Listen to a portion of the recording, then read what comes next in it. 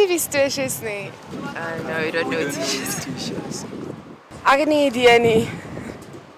Ich weiß nicht. Toesies is een of ander Calvinistische skrywer of digter, een van die twee. Sover ek weet was Toesies 'n ou Afrikaanse digter. Toesies is 'n bekende skrywer en digter. Hy het die Bybel baie mooi vertaal van een of ander taal na Afrikaans toe. En ja, hy's 'n hero vir dinge soos vir die Afrikaner volk. Die Noordwes Universiteit is 'n multi-campus universiteit en word gekenmerk deur die slagspreuk innovasie deur diversiteit. Op 1 Januarie 2004 kom die NWU tot stand deur die samesmelting van 2 universiteite met uiteenlopende geskiedenisse, persoonlikhede en kulture. Hulle is die Potchefstroomse Universiteit vir Christelike Hoër Onderwys en die Universiteit van die Noordwes. Vandag word die NWU PUK erken as die mees innoverende universiteit in Suid-Afrika en soos die slagspreuk lui, gaan die NWU voort om multikulturalisme, veeltaligheid en multinasionalisme te vier en aan te moedig. Die Noordwes Universiteit onderskryf die waardes van onder andere menswaardigheid, vryheid, respek, betrokkenheid en bovenal gelykheid. Die PUK kampus, soos enige ander kampus of universiteit in die land, vind homself binne 'n bepaalde waardestelsel, 'n ethos, wat die konstitusie vir ons baie duidelik uitstipel, die grondwet van die land. En dit bepaal dat rasisme eenvoudig net nie anders nie. Op hierdie kampus, ten spyte van 'n grondwet, wil ons dit graag verder voer en dit met wortel en tak uitroei. So as daar enige vorm van rasisme is, moet dit aangemeld word en dan hanteer ons dit van daar af verder. Ons sal dit nie duld nie. Sedert 1977 staan die Toesies beeld op die Toesies gedenktuin by die Wasgoedspruit. Die beeld is herstel tot sy volle koperglorie en op 16 Oktober 2009 is die beeld na die Potchefstroom kampus van die Noordwes Universiteit verplaas. Dit het gebeur nadat die Klokwe Stadsraad in Augustus finaal goedkeuring gegee het dat die bekende skrywer se beeld 'n nuwe staanplek op die kampus kan inneem. Toesies se politieke agtergrond gee egter aanleiding tot 'n mate van spanning en antagonistiese opinies teenoor die verskuiwing van die beeld. Die vraag ontstaan dus: hoort 'n apartheidsimbool op 'n multikulturele kampus? Nee, ek dink nie so nie. Apartheid is lankal verby en ek dink nie die mense moet meer daaraan vashou nie. Ons is nou hoeveel jaar wat ons nou uit apartheid is en dit is verby. Ek dink ons moet aangaan. No, not really. It's gonna generate a lot of controversy and so on. Nee, glad nie. Ons is 'n demokratiese land. Dit is 'n nuwe Suid-Afrika, Rainbow Nation.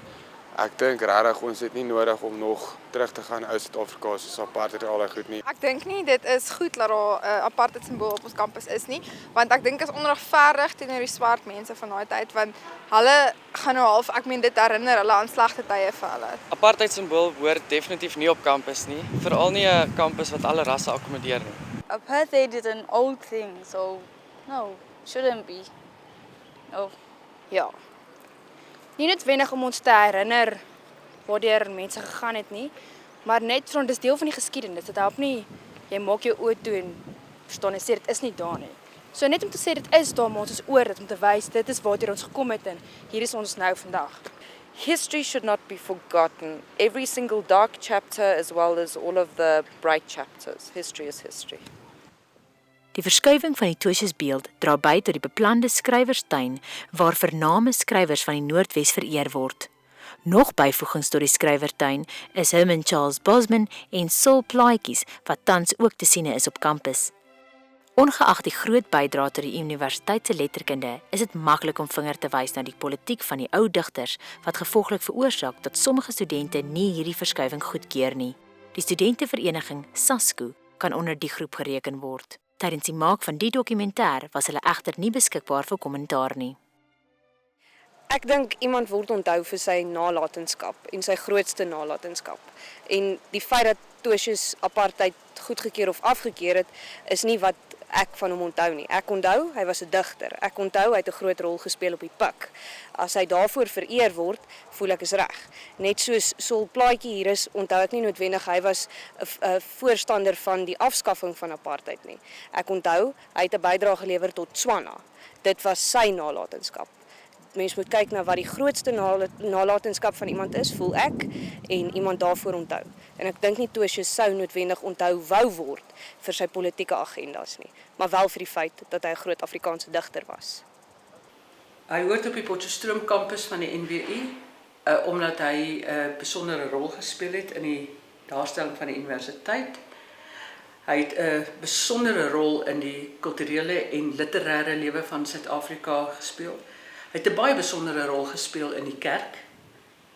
En onthou, hy was die eerste kanselier na die universiteit onafhanklikheid gekry het in 1951. So nee, Tertius se merk op die universiteit was waarskynlik net so sterk soos die van professor Postma, wat die eerste rektor was, wat 25 jaar lank rektor was.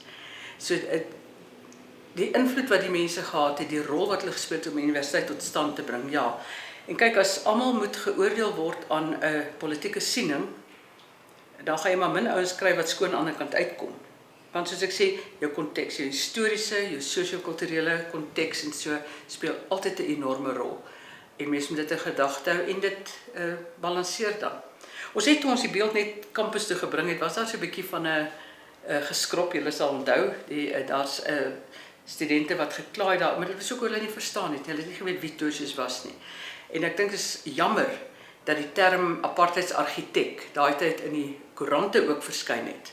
Want dit is 'n baie krasse aantuiging teen wat die werklike feite was. Tertius is die skrywersnaam van die Afrikaanse digter Jacob Daniel de Tooy. Die konservatiewe gelowige man, Tertius, het die teologiese skool van Burgersdorp bygewoon voordat hy 'n militêre veldprediker geword het tydens die Boereoorlog.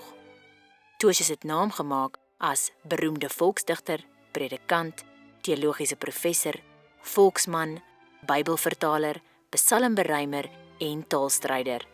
Sy pa, S.J. de Tooy, was die vader van die Afrikaanse taal, stigter van die Afrikaner Bond en stryder vir Calvinisme. 1938 was die jaar van 'n landswye, spontane nasionale ontwaking van die Afrikaanse volk. Ook Tertius is vanselfsprekend meegeneem op die voorpunt van hierdie beweging en volg so in sy pa se voetspore. En so word Tertius die geesgenoot van medetaalstryders met wie hy vir jare mee saamgewerk en saam gestry het vir kerk en volk. O ja, hy was 'n apartheidsfilosoof soos baie ander ouens in sy tyd.